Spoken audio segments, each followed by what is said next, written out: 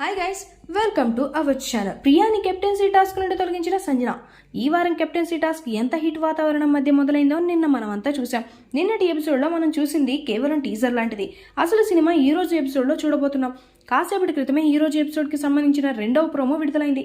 ఈ ప్రోమోలో big boss టెనెంట్స్కి owner group నుండి కెప్టెన్ అయ్యేందుకు అర్హత లేదని నలుగురిని నిర్ణయించి వారి పేర్లను బిగ్ బాస్కి తెలియజేయండి అని మనీష్ టాస్క్ పేపర్ చదువుతాడు.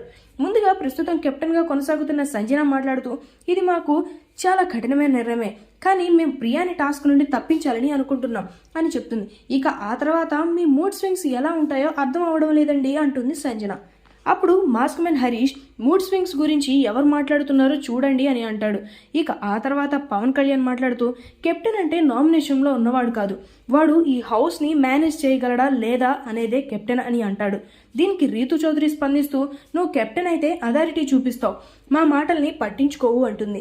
ఇలా హౌస్ మేట్స్ అందరి మధ్య వాదోపవాదాలు నడుస్తూ ఉంటాయి. చూస్తుంటే ఈ ఎపిసోడ్ కూడా నామినేషన్స్ ఎపిసోడ్ కంటే ఫుల్ ఫైర్ మీద నడిచేలాగా ఉంది. ప్రస్తుతానికైతే భరణి కెప్టెన్ అయ్యే అవకాశాలు ఉన్నాయని అంటున్నారు. ఇది ఎంతవరకు నిజమో ఈ రోజు లేదా రేపటి ఎపిసోడ్లో తేలనుంది. భరణి కెప్టెన్ అయితే ఆయన గ్రాఫ్ మరింత పెరిగే అవకాశాలున్నాయి. ఈ వీడియో మీకు నచ్చినట్లయితే లైక్ చేయండి, షేర్ చేయండి, సబ్స్క్రైబ్ చేయండి.